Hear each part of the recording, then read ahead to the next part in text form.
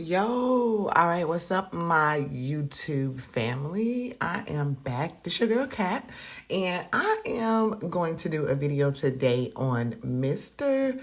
Craig David. Now, this one is a little bit special to me only because, this name Craig I'm very familiar with. I mean, it's only the name of my four children's dad, right? No, I'm just playing. It's my husband's name. So, yeah. But anyway, do y'all remember Craig David? If y'all don't, I'm about to give y'all a rundown because he was a real deal R&B king back in the, I guess, late 90s, 2000s, whatever.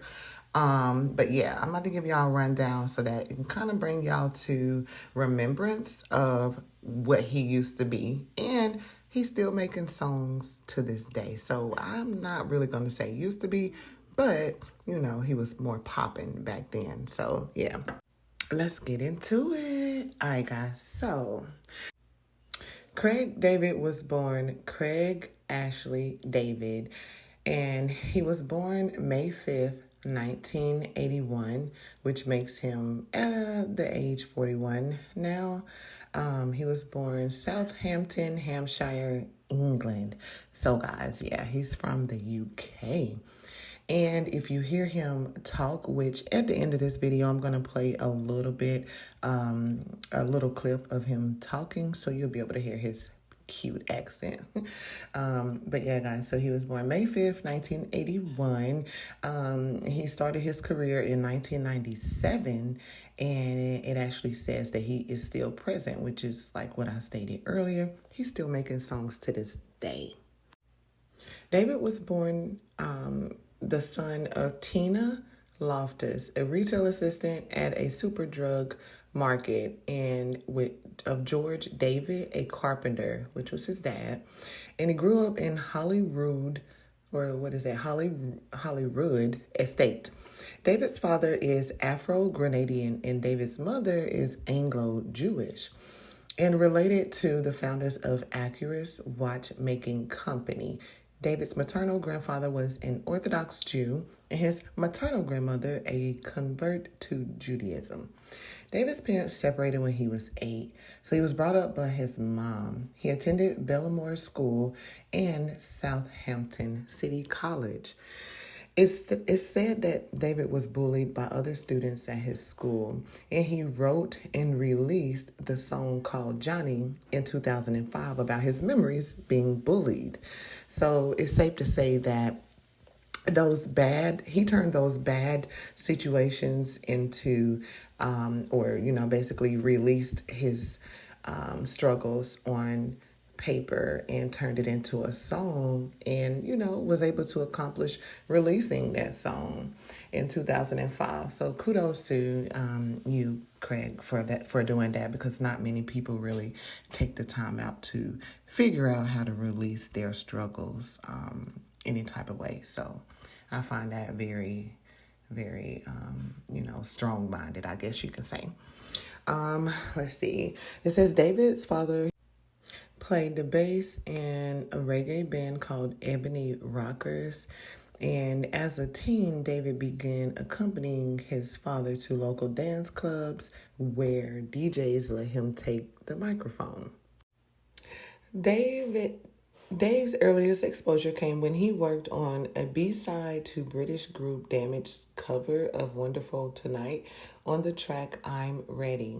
He then started doing vocals for the English garage duo Artful Dodger on tracks such as Something and What You Gonna Do. Wildstar Records first became aware of David when the artist's then manager Paul Widger met the label's co-owner Colin Lester and played some of his music. Lester later told Headquarters that he was particularly impressed by the first song he heard, called Walking Away, saying that was an absolute standout. It struck me that any 17-year-old that could write a song like that had huge potential. The Wildstar boss was further won over on later visiting the artist's home in Southampton. He found David's tiny bedroom stacked from floor to ceiling with 12 vinyl records, commenting, "That convinced me he was real deal and not just some kid out acting the part." At that point, Lester offered him a development deal with his label. When Lester later heard the song 7 Days, he said he immediately heard a #1 record and promoted the contract to an album deal the same day. Wow. So that had to have been, very, very exciting at that time, being 17 years old and then getting discovered from your talents, from writing songs, and then getting a record deal. Like, come on, man. I don't know what I would have done if had that been me. I'm sorry, but hey, that's awesome. So yeah, he got his deal at 17. Between 2000 and 2003, looks like he released an album called Slicker Than Your Average and Born to Do It.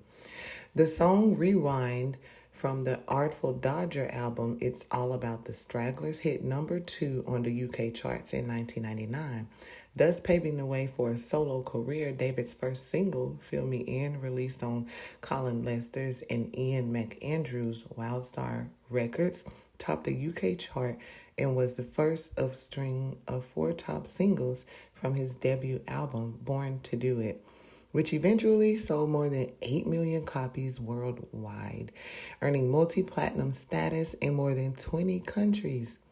Dang. All right. So then it states the song Key to My Heart, taken from the U.S. version of the album, was also featured on the award-winning Warner Brothers animated film Osmosis Jones. In April 2009, MTV viewers voted Born to Do It as #2 on their greatest album of all time poll, behind Michael Jackson's Thriller. The follow-up album, Slicker Than Your Average, was released in 2002. Hey, 2002, the year I graduated. I'm sorry, telling my age there.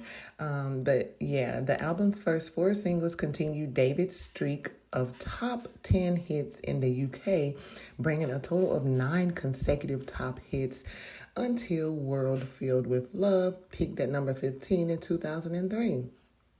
None of the 6 singles released from the album charted in the US, although What's Your Flavor and Rise and Fall duet with Sting received airplay on the urban contemporary and soft adult contemporary formats. They did not make the hot R&B or hip-hop song chart or the adult contemporary chart. However, What's Your Flavor made the rhythmic top 40 chart #32. Mainstream Top 40 chart #24, and the Top 40 Tracks chart #37.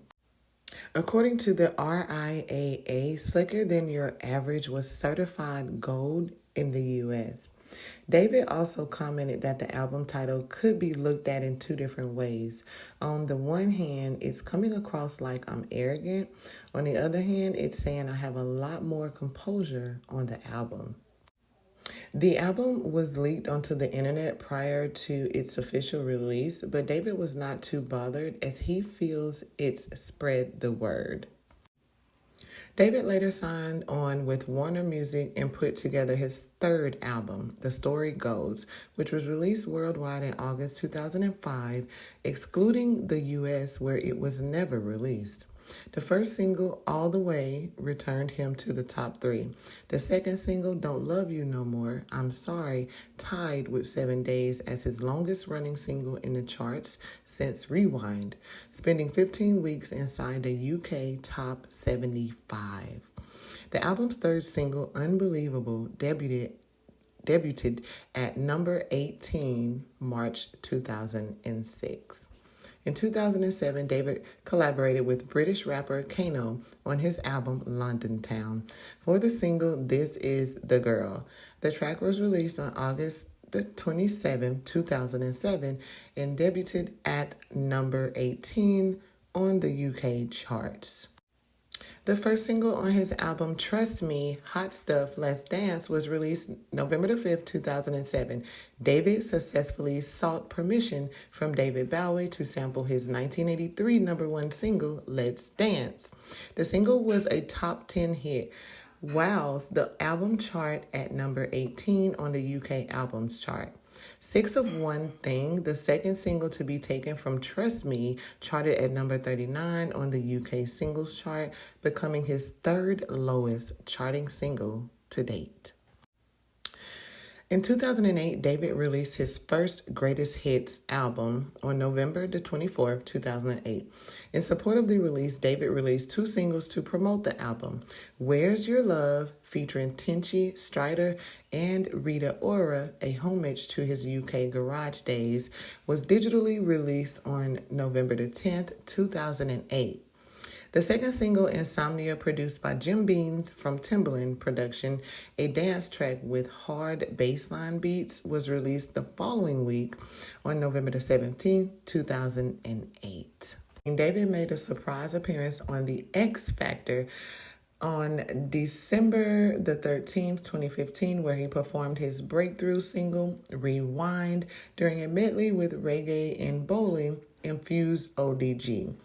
When the bassline drops, debuted at number 50 in the UK and peaked at number 10 on February the 5th, 2016, becoming David's highest charting single since 2007. After appearing on KSI's BMG released album, All Over the Place, David went independent as a solo artist in order to release his new album. In May 2021, he appeared on Summertime, a single from People Just Do Nothing, stars Corrupt FM, which appeared on their album, The Greatest Hits. In October, he scored a top 40 single with Mnek called Who You Are, which was produced by Digital Farm Animals and released by Moore in association with BMG. David ended the year as one of the judges on new talent show Walk the Line, debuting on ITV on December the 12th, 2021. All right, guys, so that was just a rundown of Mr. Craig David's credentials and basically most of his accomplishments. I did leave out a few, but you get the picture. Like, the guy has a credible background, and he's just a phenomenal R&B singer. But if you can remember, I stated that I had a clip of him talking, and I'm just going to share a clip of him basically promoting his new and next album called 22. So, yeah, here it is. Check it out. When it comes to creating an R&B, now it's for me to say classic is a bit like, okay, cool, you can't say classic, but I like it. Hopefully it will become a classic because it feels like one of those R&B classics to me. This is Obvious featuring Money Long, right? Firstly, Money Long, Nothing But Love For You. Like, your voice is just like, it's butter. It's so silky smooth, and you brought back all the feels, all the R&B that I grew up on, but made it sound so fresh and current. We're talking about that era when we were listening to all those great songs. I don't know if I was hearing like Tyrese, How You Gonna Act Like That, or I was hearing like Joe with some Table for Two, and then I'm hearing like Hours and Hours or Time Machine for me. I'm just like, yo, like, Money just understood. So to have you on this song, one, I love the way it came about. I love that's what social media is all about, to be able to send love out and say, listen, I love this song. I think it was Time Machine actually, and then no, it was Hours and Hours. And for you to come back and say that you were like a fan of my music, and then we kind of had this little rapport going, and then next thing you know, we're talking about being on a record together. So I just love that. That's beautiful thing of social media. That's what it's meant for, to connect us. It makes everything close. Got in the studio, Mike Brainchild once again bringing the vibes. Sean Wonder, now his penmanship, I mean, as an artist, he's amazing, Sean Wonder, but his pen, he understands R&B, yeah. So you got three people who understand R&B. You got Money Long who understands R&B, yeah. We all come together, that's four of us together. That's a combination of R&B in one go. And Obvious is one of those songs which I love because it kind of when I started writing the song, it was very much like, okay, this is my side of the story. We've broken up, but we kind of got feelings for each other. You're with someone, kind of not really with someone, but you're just trying to put it in my face to let me know that you kind of moved on, but really, you're still thinking about me. Now that's from what the guy feels. That's what I was thinking. When Money Long went in with her verse, woo, she flipped the script. She was speaking for all the women out there. She's like, no, don't get twisted. I left. I'm not doing this as some kind of game thing. I'm with someone else because I'm with someone else, and we're not getting back together. So it's not obvious. It's obvious, very clear and obvious to me that we're not. But you're in some kind of dreamland thinking, oh yeah, she's just playing games. No. And I loved it. It was this real juxtaposition, reminding me like the Boy's Mind kind of style, but new school style. Talking about Boy's Mind, I know she's Money Long's done a tune on that too, so she already got the memo. So that's what Obvious really is about, and it's really powerful, and it's got a classic middle eight. That bridge is one of the classic R&B ones. So that's why I'm just pushing out the classic thing. I just feel it's very, very classic R&B from me anyway. I hope you enjoy this one. This is track 10 on the album. This is the one. This is the one I feel you'll press and be like, yes, Craig. Yes, you understood. Mike already tells me when he pulls me up to Craig, we got one. Sean's like, you got one. Money's like, this has gone clear. So enjoy, press play, enjoy it. Yes, y'all. So as y'all can see, like I said, he's definitely still in the music business, especially creating a song with Money Long. Like, I can't wait to hear what that is about. He just hyped it up very well, so it sounds like it's a pretty good, nice, song to listen to. So yeah, check that out, guys, when you get a chance. Also, just a couple more keynotes about David. He is actually Jewish. He is also an avid supporter of Southampton FC and his hometown football team. Also, it says that on March 24th, the World Health Organization appointed Craig David as a Goodwill Ambassador against tuberculosis. His first activity in this role was to travel to South Africa to learn more about tuberculosis, where he met people suffering from the disease and those who have recovered, and scientists who have dedicated their lives to fighting tuberculosis. David stated that his mission is to help overcome the social stigma of TB in order to combat the disease. In January 2021, it was announced that Craig David would appear in an esports series in a campaign with McLaren and British American Tobacco, BAT, in order to enable them to reach their customers in new, exciting, and engaging ways to push the nicotine pouch brand called Velo, and he appears in the series alongside other UK stars, including presenter Rory Reid and Fred Sirius. Craig has also been criticized by Action on Smoking and Health in 2013 for appearing in another big tobacco-funded appearance in Penang, Malaysia, where Japan Tobacco International sponsored a concert.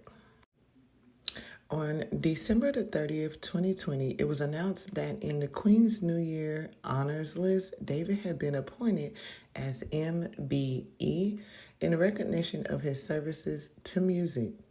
His manager, Colin Lester, was also appointed OBE in recognition of his services to the music industry and to charity. David received his award at Windsor Castle on December the 15th, 2021. All right, guys, so I'm going to go ahead and wrap this thing up, but I did want to speak on Mr. Craig being in a show. Looks like it was called Beau Selecta, a British TV comedy show by the comedian Lee Francis. It states, show's title itself being a reference to his song, Rewind. Although many other celebrities lampooned in the series, appreciated the jokes, and even appeared in the series themselves, David, the series' most prominently mocked target, did not enjoy the attention, remarking that the public were no longer taking him seriously. Speaking to the Sunday Times in 2007, David said that the whole Bo Selector thing was killing me for a while because this idiot had a cult following and I was the main character. Inside, it was absolutely pissing me off and hurting beyond belief. There were times when I thought I just want to knock this guy out. Although he made an appearance himself on the program, Craig David basically regretted it. However, he has also denied that his career had been ruined as a result of the show and has said that he was satisfied with his musical output over the years. In a 2015 interview with the Daily Mirror, David stated that he had no hard feelings towards Francis, explaining how he had seen him at a wedding and giving him a big hug, assuring him that they were cool. He further explained in an interview that it was his PR team who suggested that he play hurt by the character. He reiterated this stance on the Jonathan Ross show in 2016 and explained that contrary to popular belief, he had not fled the UK to escape negative attention brought about from the show. In June 2020, Francis apologized for his portrayal of David, among other Black and mixed racist celebrities such as Michael Jackson, Mel B, Trish Goddard in the show as a response to the Black Lives Matter movement and George Floyd protests, stating that I want to say sorry for any upset I caused, whether it was Michael Jackson, Craig David, or Trisha Goddard, all people who I am a big fan of. Bo Selector was removed from the video on demand service all four later the same month for similar reasons. David raised the topic again in October 2022. He told the Times, "It felt like a vendetta, and when it got a following, it became something that affected me. People would shout at me on the street, and I felt the same feeling I had when I was bullied at school." Lee Francis had normalized bullying by making it a comedy. When he put blackface on, that was being racist. We can all apologize when on the back foot. He has reached out to any of the people he did on the show. He hasn't reached out to me. Has he gone to communities to talk about bullying, racism, and to be educated? You can only ask him, is what Mr. Craig David stated. So, as you can see, it looks like being a part of that comedian sketch or so-called show basically put him in a bad state of mind, and it had people mocking him, so he did not like that, and I can appreciate the fact that he stood up for himself. So, all right, guys, I am done talking your heads off. If you made it this far, I appreciate you so much. Thank you for hanging in there with me and being a fan of Craig David and appreciating his art for music. So again, please do not forget to hit that like button, smash that subscribe button, and hit the notification bell so that you'll be notified the very next time I drop another one. All right, guys, stay blessed. Peace.